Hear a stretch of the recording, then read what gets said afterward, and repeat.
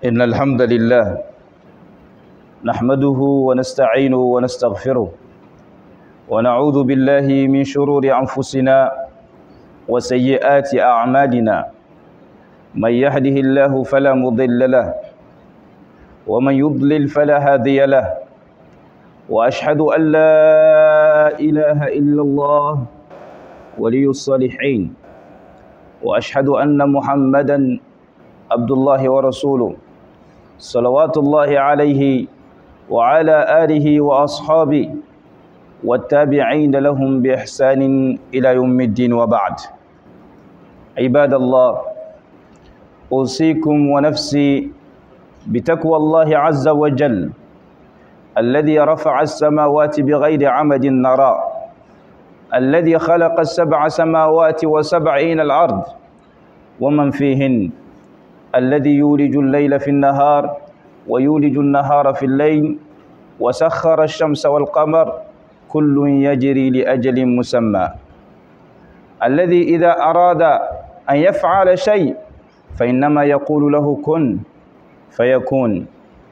عباد الله، اتقوا ربكم الذي خلقكم من نفس واحدة وخلق منها زوجها وبث منهما رجالا كثيرا ونساء، فاتقوا الله يا عباد الله. أيها المؤمنون، اعلموا أن المعاصي لها أثرها السيئة، فهي تزيل النعمة عن الفرد والمجتمع. يقول مولانا: وما أصابكم من مصيبة فبما كسبت أيديكم ويعفو عن كثير. يقول مولانا سبحانه وتعالى عن أبينا آدم عليه السلام، إن الله سبحانه وتعالى يقول: ولقد أهدنا إلى آدم من قبل فنسي ولم نجد له عزما، وإذ قلنا للملائكة اسجدوا لآدم فسجدوا إلا إبليس أبى، فقلنا يا آدم إن هذا عدو لك ولزوجك فلا يخرجنكما من الجنة فتشقى، إن لك ألا تجوع فيها ولا تعرى، وأنك لا تظمع فيها ولا تضحى. فوسوس إليه الشيطان قال: يا آدم هل أدلك على شجرة الخلد وملك لا يبلى؟ فأكل منها فبدت لهما سوآتهما وطفقا يخسفان عليهما من ورق الجنة، وعصى آدم ربه فغوى، ثم اجتباه ربه فتاب عليه وهدى، قال: اهبطا منها جميعا بعضكم لبعض عدو، فإما يأتينكم مني هدى فمن اتبع هدى فلا يضل ولا يشقى، ومن أعرض عن ذكري فإن له معيشة ضنكا ونحشره يوم القيامة أعمى، قال رب لم حشرتني أعمى وقد كنت بصيرا. Sourate Taha. Alhamdulillah, chers frères et sœurs en islam, nous rendons grâce à Allah Tabarak wa Ta'ala. Nous attestons qu'il n'y a de Dieu digne d'adoration autre que lui. Nous attestons que le prophète Mohammed sallallahu alayhi wa sallam est son esclave et son messager. Nous implorons Allah Tabarak wa Ta'ala de répandre son salut, sa miséricorde sur le prophète Mohammed sallallahu alayhi wa sallam, sur sa famille, sur ses compagnons et sur toute personne qui les suivra en bien jusqu'au jour de la résurrection, qu'Allah nous en fasse partie. Chers frères et sœurs en islam, je vous recommande, ainsi qu'à ma propre personne, la crainte d'Allah Tabarak wa Ta'ala, le créateur des cieux et de la terre, celui subhanahu wa ta'ala qui sait parfaitement ce que nous sommes en train d'accomplir en public et en cachette, celui qui nous a créés, vous et moi, qui nous a fait sortir des familles qu'il a choisies pour nous subhanahu wa ta'ala, qui nous a honorés et a fait de nous les fils d'Adam. Il nous a honorés et nous a donné la chance d'avoir la foi, celui qui vous a créé, vous et moi, qui nous a donné la santé, qui nous a donné la foi pour nous permettre de venir adorer notre Seigneur dans sa mosquée. Nous rendons grâce à notre Créateur. C'est grâce à sa miséricorde à notre égard est tellement immense. Sa miséricorde et ses bienfaits sont innombrables à notre égard. Et notre Seigneur dit, وَإِن تَعُدُّوا نِعْمَةَ اللَّهِ لَا تُحْصُوهَا. Si vous devez essayer de dénombrer les bienfaits de mes bienfaits à votre égard, vous n'en serez pas capable. Allah dit que nous sommes incapables de numérer le nombre des bienfaits de notre Seigneur à notre égard. Rien qu'en regardant notre propre création, notre appareil circulatoire, notre appareil digestif, notre appareil urinaire, rien qu'à regarder notre corps, la manière dont nous sommes en train de respirer, notre appareil respiratoire, nous comprenons effectivement que les bienfaits de notre Seigneur sur nous sont vraiment innombrables. Nous mangeons et nous ne nous préoccupons même pas de comment la nourriture va être changée, être transformée en déchets. Nous buvons de l'eau et de la boisson, mais nous ne nous préoccupons même pas de comment ça va finir, comment ça va être transformé en eau pour sortir de notre corps. Nous respirons de l'oxygène que nous ne payons pas, par sa grâce et sa miséricorde, et nous donne le sommeil à un moment où nous attendons, sans que nous ayons la force nous-mêmes de nous procurer le sommeil. C'est lui qui nous donne le sommeil. On dort à un moment qu'il veut. Personne d'entre nous ne connaît avec exactitude le moment réel de son sommeil. Les bienfaits de notre Seigneur sur nous sont innombrables, subhanahu wa ta'ala. Il est celui qui a créé les cieux, il a créé la terre. Il est celui qui détient le royaume des cieux et de la terre. C'est grâce à lui que l'équilibre de l'univers est maintenu. C'est grâce à lui que notre planète, qui est la troisième planète, n'arrive pas à se rapprocher du soleil, sinon nous allons tous disparaître dans l'univers.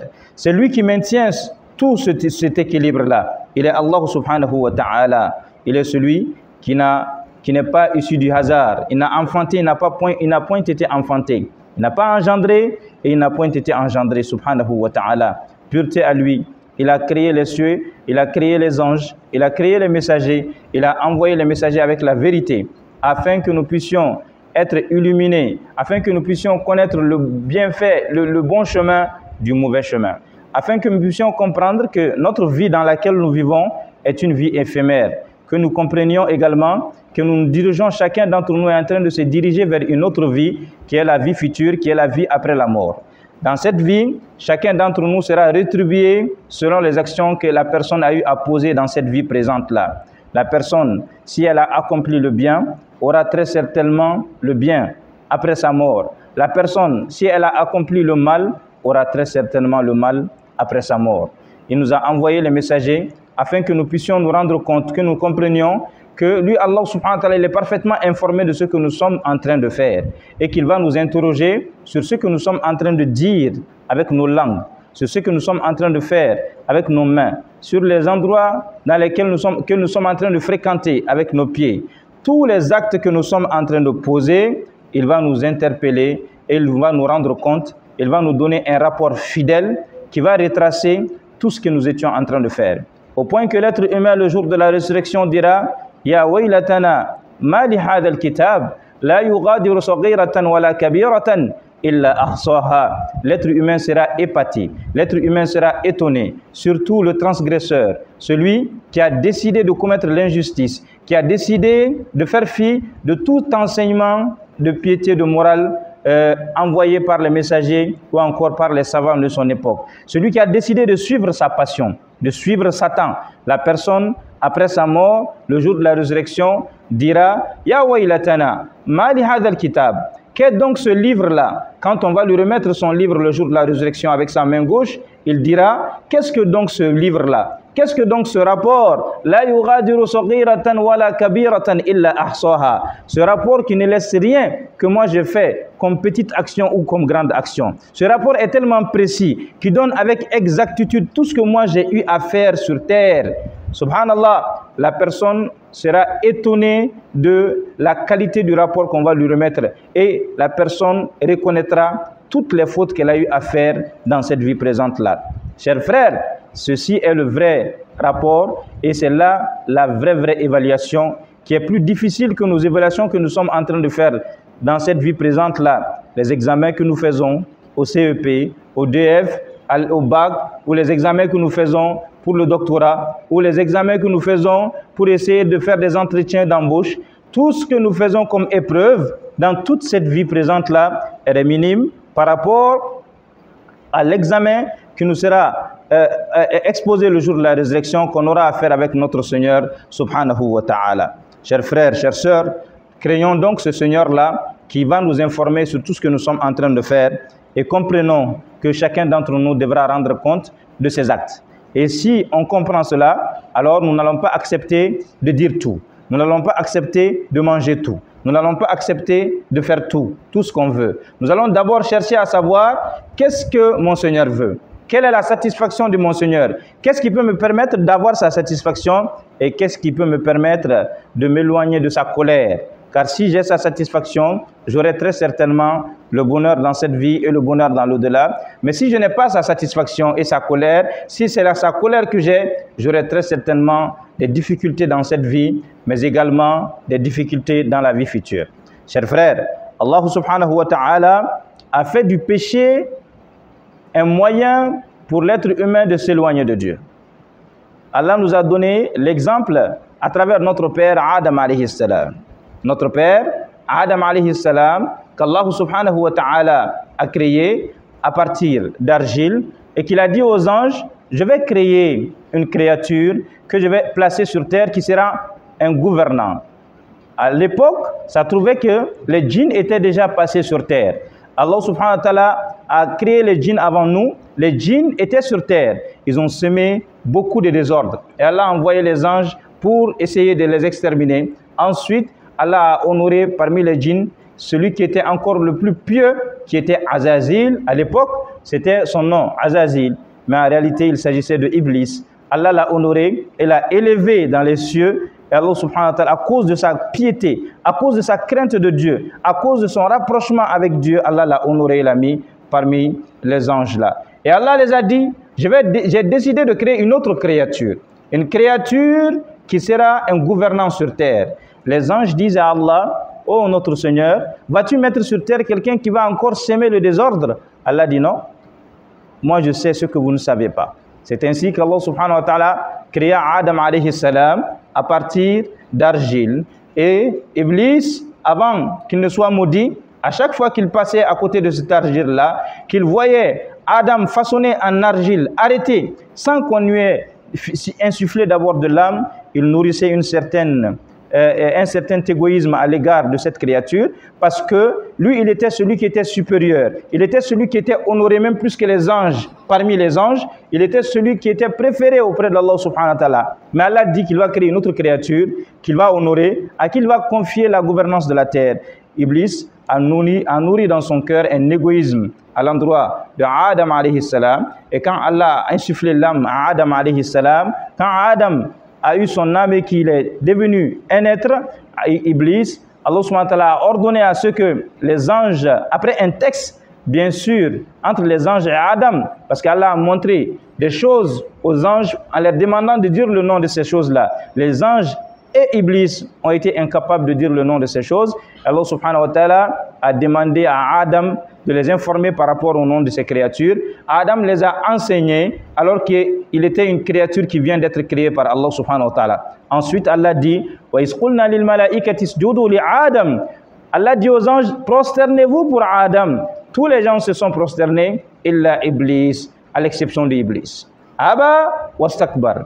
Il a refusé par orgueil. Allah lui demanda, pourquoi donc tu as refusé? Ma mana'aka alla tasjuda id amartu. Pourquoi donc tu refuses de te prosterner après que tu as reçu mon ordre? Il dit, ana khayrun minhu. Je suis meilleur que Adam. Khalaqtani min narin wa khalaqtahu min tin. Tu m'as créé à partir de feu, flamme de feu, alors que lui tu l'as créé à partir d'argile. On dit, abtalul qiyas, qiyasu iblis.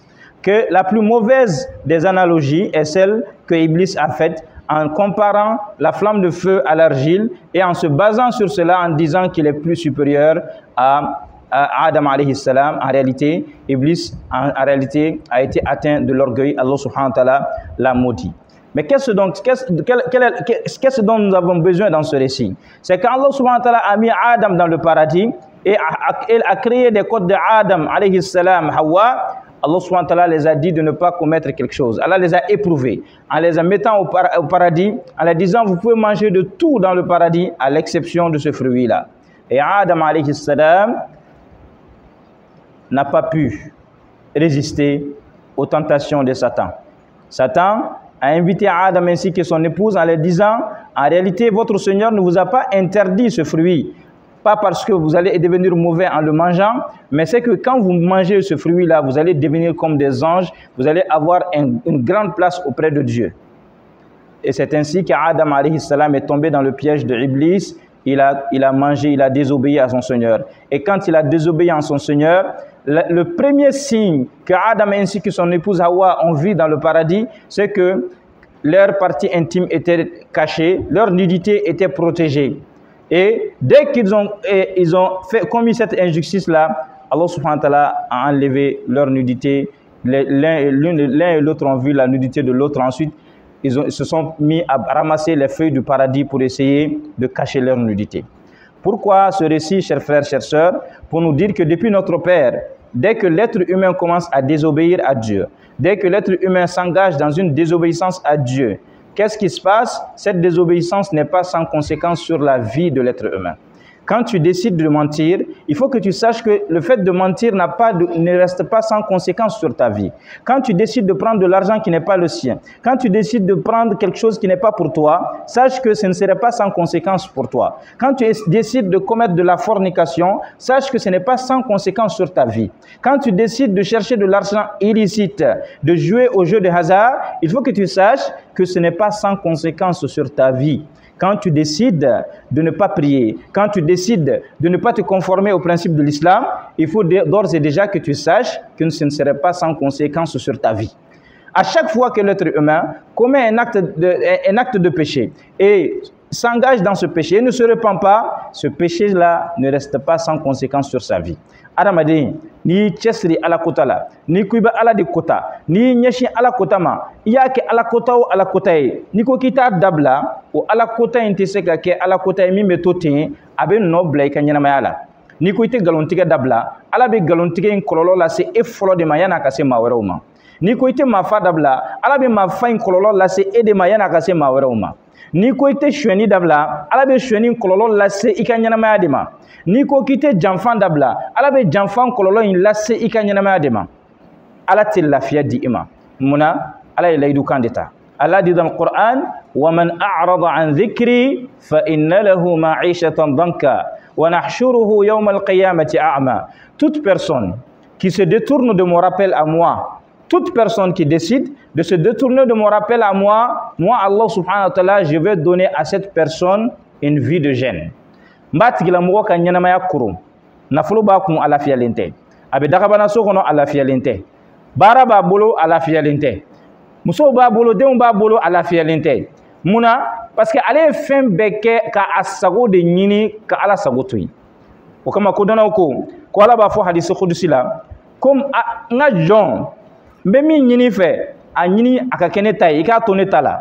N'o tɛ n'i banna k'i t'a to ne ta la, n'i ye ko kɛ k'a bɛ to e ta la, wa n b'i sɛgɛn i ta ɲinitɔ la, n b'i sɛgɛn i ta ɲinitɔ la, wa a tɛ to foyi la fo n'a kɛra ne yɛrɛ ta la. A bɛ tila ka laban ne yɛrɛ ala ta de la. Ça c'est un hadith al-Qudus où Allah dit à son esclave, oh mon esclave, je te recommande de faire comme moi Allah je veux. Si tu refuses de faire comme je veux et que tu décides de suivre toi ce que tu veux, je vais te donner la peine et la difficulté dans ce que tu cherches, dans ce que toi-même tu veux, et il ne se terminera que selon ce que moi je veux. A te to fa be ke ala yɛrɛ de ta la subhanahu wa ta'ala. O la n'o ye tiɲɛ ye, adamaden kan k'i hakili to yɛrɛ la. Tu dois réfléchir avant de poser des actes.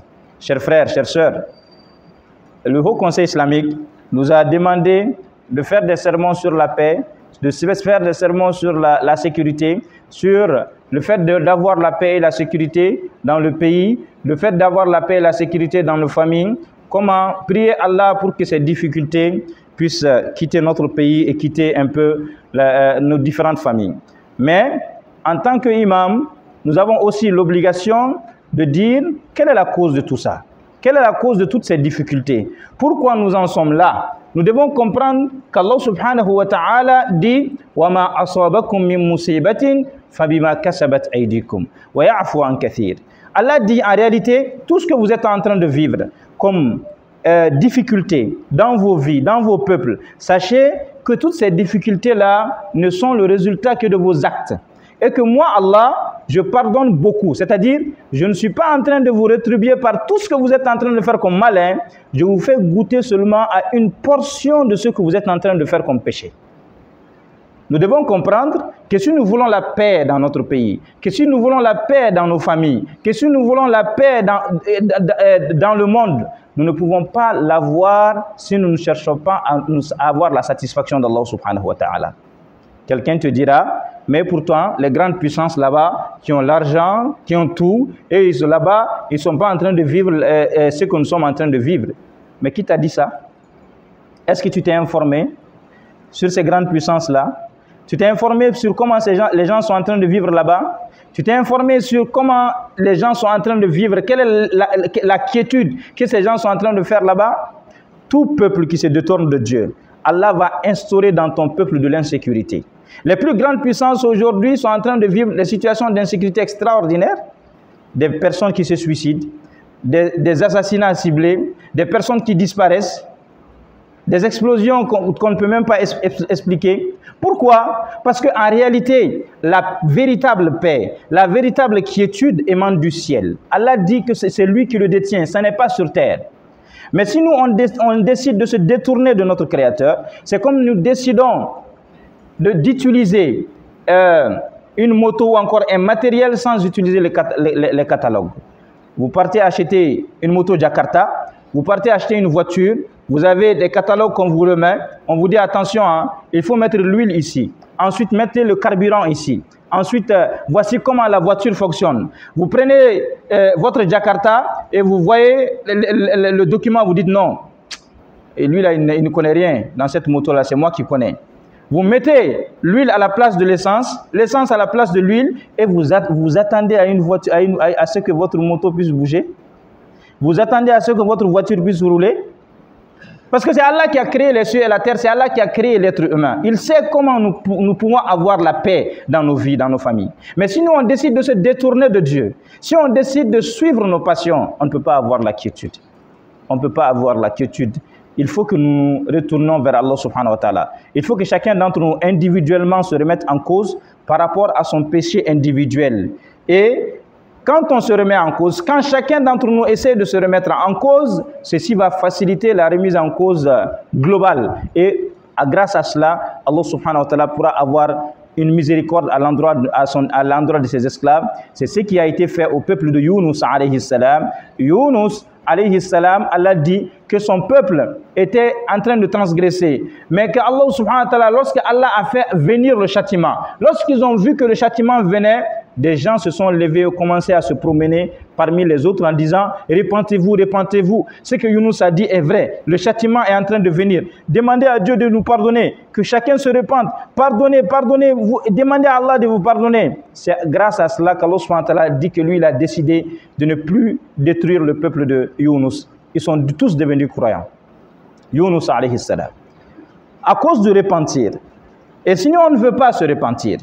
Si on veut faire de l'islam de façade, si on veut faire une vie de façade et que nous sommes dans le mensonge, on cherche l'argent dans le mensonge, on cherche à nourrir nos familles dans le mensonge, on sort le matin dans le mensonge, on fait le péché matin, midi et soir, on fornique avec n'importe quelle personne qui passe, on prend de l'argent de n'importe quelle manière, on veut avoir la paix dans nos familles, la paix dans notre pays, mustahil, c'est impossible. C'est impossible, ce n'est pas possible. Il faut que nous acceptons de nous repentir. أقول قولي هذا وأستغفر الله العظيم الجليل لي ولكم ولسائر المسلمين من كل ذنب فاستغفروه إنه هو الغفور الرحيم.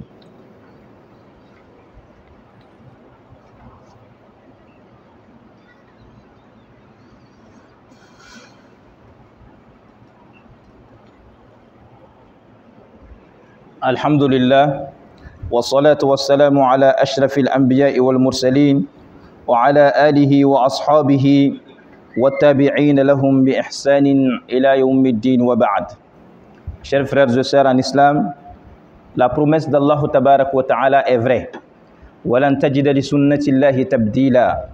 Personne d'autre ne trouvera un changement dans la tradition d'Allah subhanahu wa ta'ala. Allah tabarak wa ta'ala est un Seigneur juste et Allah aime les gens justes. Un peuple qui ne croit même pas en Dieu, un peuple qui ne croit même pas en Allah, qui est un peuple mécréant, mais qui est un peuple qui marche sur la justice, Allah subhanahu wa ta'ala assiste ce peuple-là. Pourquoi? Parce qu'Allah lui dit qu'il s'est interdit lui-même l'injustice. Il s'est interdit à lui-même l'injustice. Il a rendu interdit à ses créatures. Quand Allah voit un peuple qui est en train de prôner la justice, qui a essayé d'être juste, Allah assiste ce peuple-là. Même si ce peuple ne croit pas en lui, Allah subhanahu wa ta'ala. An-Najashi, Malik Habasha, à l'époque il était chrétien. À l'époque que le prophète alayhi salam a été envoyé, An-Najashi était le roi d'Éthiopie. Le prophète dit aux compagnons, allez en Éthiopie.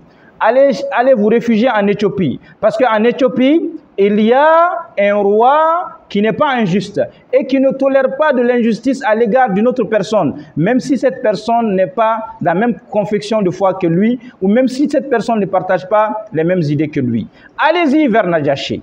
Vous allez vivre dans la paix là-bas, parce qu'il n'accepte pas l'injustice.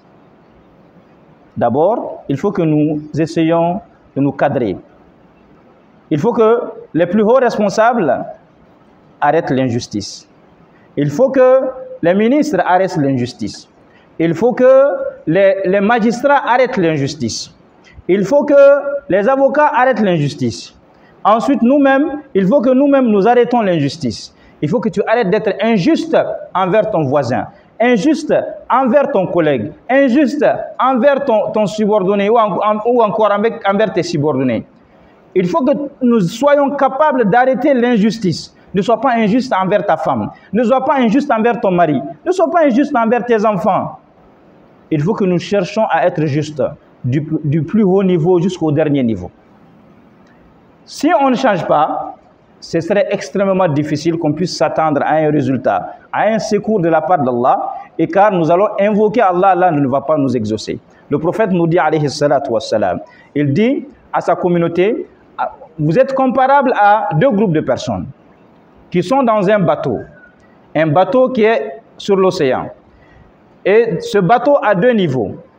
Il y a un premier groupe qui est à l'étage, le deuxième groupe est en bas du bateau. Maintenant, le groupe qui est en bas, pour avoir de l'eau, ils doivent monter en haut pour aller prendre de l'eau pour pouvoir boire. Mais qu'est-ce qu'ils ont décidé? Sans pour autant avertir les gens d'en haut, ils ont décidé de créer un trou dans le bateau. Parce qu'ils sont plus proches de l'eau. Donc ils vont créer un trou. S'ils créent le trou, ils vont prendre directement l'eau au lieu de monter pour aller prendre de l'eau en haut. Le prophète dit, alayhi salatu wassalam, est-ce que les gens qui sont en haut, s'ils laissent les gens d'en bas créer le trou dans le bateau va faire finir comment? Est-ce que ça va épargner quelqu'un? وَاتَّقُوا فِتْنَةً لَا تُصِيبَنَّ الَّذِينَ ظَلَمُوا مِنْكُمْ خَاصَّةً. Allah dit craignez la fitna. Craignez la fitna qui ne va pas s'arrêter uniquement à ceux qui ont commis l'injustice. Tout le monde là, il y a classique on est pas là dobe choueni na ibi nya pakan.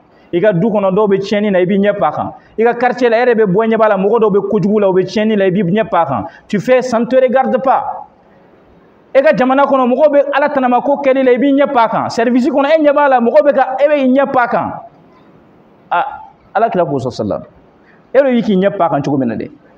Ko ni cheni koni nana. Koni cheni nana. Kate da mogo munya ke droma de. Ate dans le droma de. Emi miki nya pakan kati nya srala tu es droit tu es juste mais ça ne te regarde pas. Quoi est-ce que la mogo fana bi ni rosral. Donc nous avons aussi la responsabilité d'ordonner le bien, d'interdire le mal. Et c'est uniquement dans cela que nous allons pouvoir avoir la miséricorde de Dieu. Donc, anga nyogon yamara ni nyuma ya anga nyogon fatani ka bo juguma ma. Anga na juguma njia nyogon bolo. Kana mugo encourager juguma na quoi. Ni tise ka bali kana encourager juguma na. Anyira la ka fo tienra la bisra min ka mai ni kodo ni fere. Anga nyogon sama ka bo sira jugu kan ka nyogon deme ka nyogon bla sira nyuman kan. No kera ala ka hinebena ala ka boda bena. Nga namo ke ambe here min no fe ambe lafiya min no fe atise ka soro de ambalmo. Allah ta'ala ka laydu dudum. La yanziru bala illa bidham wala yurfa'u illa bitawba. ala te nyangata foyi jigi maaw kan fo n'a kɛra u ka jurumu ye wa a t'a kɔrɔta ni foyi ye fo n'a kɛra ni tuubi ye an bɛ tuubi ka segin an kɔ an minnu ye jeunes ye an ka tuubi ka segin an kɔ an fa minnu b'an ɲɛ u fana ka tuubi ka segin u kɔ minnu b'olu fana ɲɛ an bɛɛ k'an seko kɛ an ka tuubi an ka segin an kɔ minnu bɛ jamana marali la minnu bɛ ɲɛmɔgɔyaw la u ka tuubi ka segin u kɔ ka sababu kɛ adamaden n'i ma tuubi n'i ma segin ala ma i k'a dɔn k'a fɔ i kungo bɛ gɛlɛya diɲɛ ɲɛnamaya kɔnɔ ala b'i tɔɔrɔ diɲɛ ɲɛnamaya kɔnɔ i ka mara a tɛ nafa kɛ i ye i ka jɔyɔrɔ a tɛ nafa k'i ye i ka poste de responsabilité a tɛ nafa k'i ye i ka nafolo a tɛ nafa k'i ye ala bɛ hakilisimi sama ka bɔ i bolo ala subahana wa taala bɛ tila k'i dusukun koron a b'i tɔɔrɔ i bɛ ɲɛnamaya kɔnɔ nka i lafiyalen tɛ ni sitana fɛrɛli la n b'a fɔ i faga pour que i ka lafiya i bɛ faga ɲangata bɛ tila ka daminɛ tuguni o la an balimaw an bɛ min fɔ o de y'an ka tuubi ka segin Allahu Taala ma et après le repentir chers frères nous devons multiplier les invocations. Nous devons multiplier les invocations pour nos familles, multiplier les invocations pour nos proches, multiplier les invocations pour notre pays. Adamaden, duwawu kɛ i furu cɛ ye. Muso, duwawu kɛ furu cɛ ye dɛ. Cɛ duwawu kɛ muso ye. Maa caman tɛ duwawu kɛ furuɲɔgɔn ye dɛ. Maa caman tɛ duwawu kɛ u denw ye. U bɛ taa wari ɲini ka n'a ka dɔn den kan mais u tɛ duwawu kɛ den ye. Hali n'u selila u tɛ duwawu k'u denw ye. hali n'u selila ka tila u tɛ duwawu kɛ furuɲɔgɔnw ye duwawu de dun bɛ ko in ɲɛnabɔ dɛ ala de ye masa ye ko k'a deli a ye n deli n baw jaabi donc a ye ala deli an ka duwawu de kɛ ka ala wele il faut multiplier les invocations pour ta famille multiplier les invocations pour tes proches i ka kabila i bɔra yɔrɔ min na i bɔra i ka région min na insécurité ni fɛn duwawu kɛ i ka jamana ye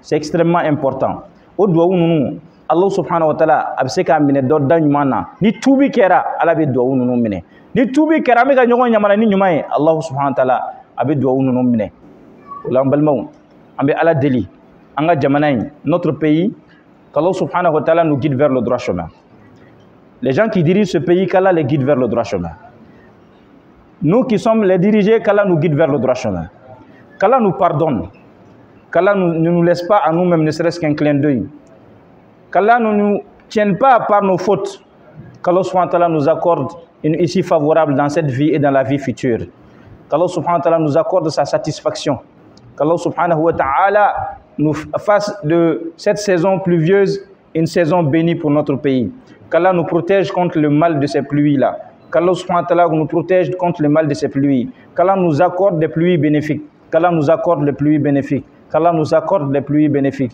qu'Allah subhanahu wa ta'ala nous guide vers sa satisfaction, qu'Allah subhanahu wa ta'ala ne nous tient pas par nos actes. Allahumma salli ala Muhammadin fil awwalin, wa salli ala Muhammadin fil akhirin, wa salli wa sallim ala Muhammadin fil mala'il a'la ila yawmiddin.